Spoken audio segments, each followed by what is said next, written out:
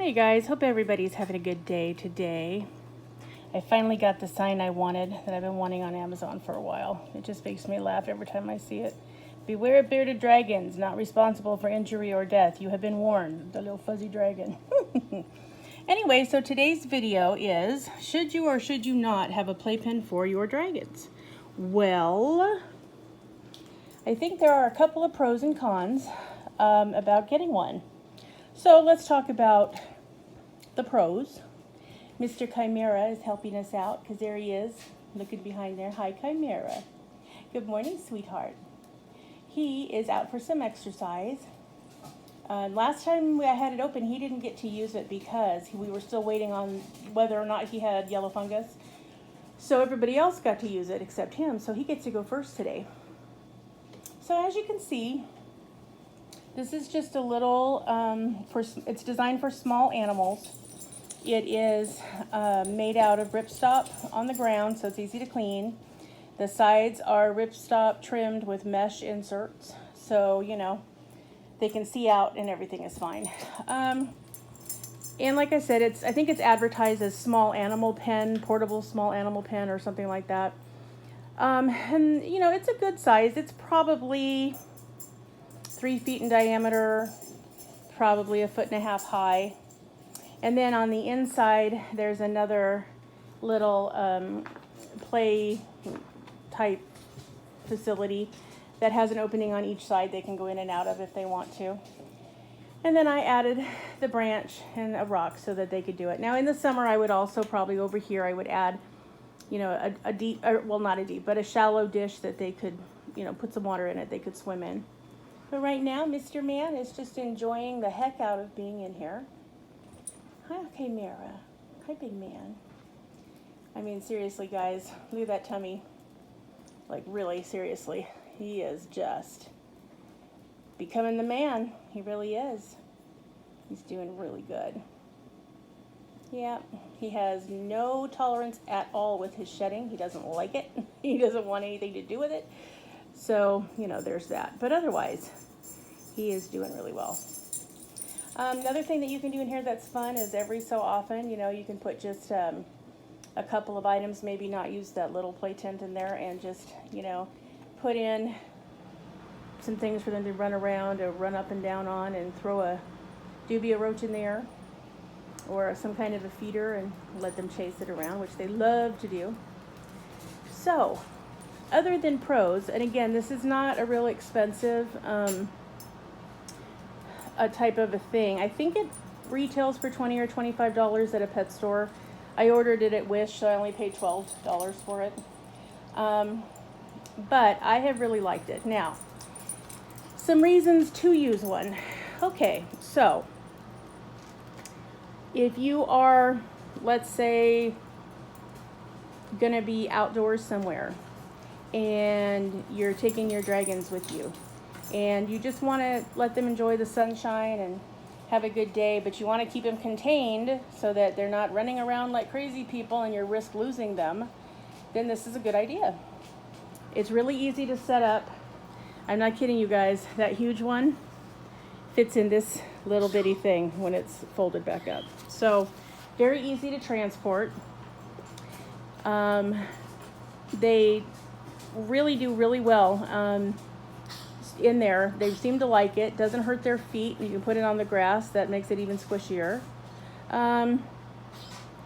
You can, you know, put, like I said, put water in it because it is made of ripstop, so there's no getting soggy or not being able to wash it. You can wash it easily. What else? Another good reason is, let's say you live in a dorm, or maybe you have a very small apartment, or maybe you live somewhere where it's hard for them to free roam and you need something for them to do. This is a great alternative. You can take it out and take them wherever you are. They get an opportunity for some exercise while still being safe, so they're not at risk of, you know, running away. With the exception of Merlin, which we will talk about in a minute. Anyway, easy, very easy to clean, easy to set up, easy to fold up. I mean, you really can't go wrong. So please remember, though, if you are going to use a playpen and you have multiple dragons, one at a time, people. Let's not create fights. There's no need to do that. alternate them at 15-minute intervals if you have to, if you have several, or 30 minutes or whatever floats your boat. But yeah, it's a great alternative to just being, running around crazy. So another reason that might be a good thing to do, if you have a dragon like Miss Ruby who is working on losing a few grams, it's a great way to get her additional exercise. I can put her in here and give her one roach at a time or one worm at a time and let her chase it, which gives her not only practicing her huntress skills, which she genuinely loves to do, but also gives her a little more exercise. So for each bite, she's working. So one time I'll drop one on this side, next time I'll drop it on the other side, and she has to go and get it. However, Ruby is very intelligent. Sometimes she'll just wait for the roach to come to her, which cracks me up, but it also is irritating because it defeats the purpose. But anyway, also, if you are traveling, you're going to be taking your dragon with you, right, Chimera? You like to travel, don't you? Yes, you do. And you want to take them with you somewhere, and you maybe are in someone else's home and they're not necessarily a reptile fan, or maybe they have other animals that, think that bearded dragons look like mutant squirrels, or whatever it is. Another way to keep them safer anyway, is to put them in here so that they can get some exercise, lounge around, get some vitamin D out of natural sunlight, whatever you want to do, and maintain their safety, and you know where they are. So lots of good reasons to have a playpen. Let's talk about some reasons why it's not a good idea. If you are not going to be able to supervise your dragon, please don't put them in here. It's nice, but these, again, are spring steel. They're not really meant to be hard and fast permanent walls. So if they really wanted to work it getting out and over like Merlin does, or if they might pull it down on themselves, or some other kind of animal might genuinely jump in here and go after them. So if you don't have time to supervise them, please don't get this. Just take them out and hold on to them, or put their harness on when they're with you so that you don't risk losing your pet, okay?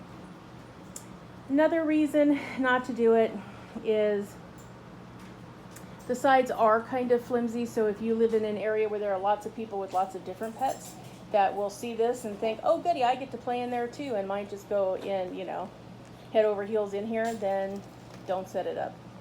No point in asking for trouble. You might get one of these.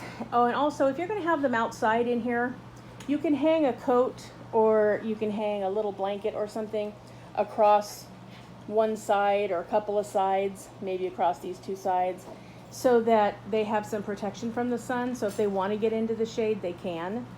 You never want to take them out to be in the sun and not give them an option of getting out of the sun when they're warm enough. Huh, Chimera? Because that can cause all kinds of problems and overheating and other issues. Remember, their enclosures we provide to them, we give them a warm side and a cool side. If you're going to put this outside somewhere and the sun is beating down on it, you have to create a cool side, because otherwise they have nowhere to go. That's part of the reason why I have this little tent in here too. Another reason I have that is because last year we had to spend some time in a hotel while we were working on a remodel of our house. And so I was in a hotel with them for 3 months, and so we needed a smaller thing for them to be able to play in and roam through and, safely. So another reason why it might not be for you is if you have other animals, like say you have little dogs, like Mariah here, or you have cats, or you have guinea pigs, or you have something that maybe doesn't get along with your dragon. You do not want to risk them getting in here. Another reason why, supervision, people. It's very, very, very, very, very important, because you cannot undo something tragic once it occurs. So remove the temptation. Just don't use it. If you're going to be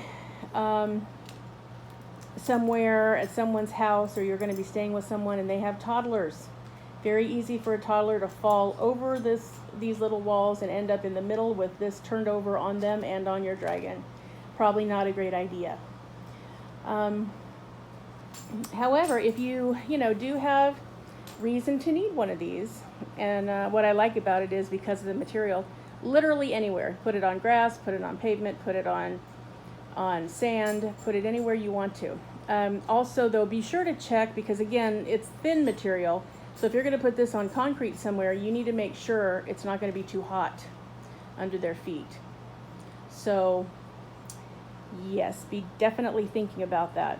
But it can be a great little thing, but it does require supervision. You do have to be present when they're using it. But it can be a really wonderful way for them to get some additional exercise, or use a little swimming pool, or something of that nature, and keeping them contained and keeping them happy. I have a disability that affects my mobility, so if my dragon gets away, and that's another reason why I'm a big proponent of harnesses, if my dragon gets away, he's gone, because he's way faster than I am, and I will not catch him before he's in some kind of trouble. So please, if you're going to take your dragons out, consider getting them a playpen, consider using a harness. At any and every moment of the time, you are there and are responsible for their protection. And sometimes things happen. A car will backfire, they'll get scared and they'll run, trying to hide under something. Or somebody will come up with a big loud dog and really scare them. So you might have a dragon who's never once taken off on you that might just take off on you. So survival is key. So that's how they look at it. So just remember, this is definitely a possibility. Now, I will tell you, before I found this one, I was considering trying to fashion one myself. I was going to use the small little gate type pieces that you use to cordon off a garden. Sometimes they're plastic, sometimes they're wrought iron. And I was going to use zip ties to keep them together, and then buy some screen material, like you would replace your screen door or the screens on your windows, and run it around in a circle and make my own. So just as I was getting ready to do that, I saw this one, and the price was right, and so I got it. So yeah, give it a thought, you guys. It's pretty cool. All right. Okay, Chimera. You gonna say bye? Say bye, everyone. Thanks for tuning in. Good to see you all. Okay, look for the next video. I'm going to be doing one. Well, I'm going to be doing one on feeding. I've kind of been putting that off because it's kind of involved, and I'm not really sure what angle I need to use. I was planning to do it after I did the heating and lighting video, but that's been a long time ago. So I'm going to be doing it finally now that Chimera is feeling better and everybody's doing okay. I'm going to talk about types of greens. I'm not going to spend a lot of time on that because there's 1,000 videos like that. Types of feeders, what you can do if your dragon won't eat, if you have a picky eater, what you can do if for some reason you can't get your feeders from the pet store. Like a year or so ago, we had a bacteria that was killing superworms while they were still larvae or smaller eggs before they became larvae, and they weren't hatching. So there was a sort of a nationwide shortage on superworms.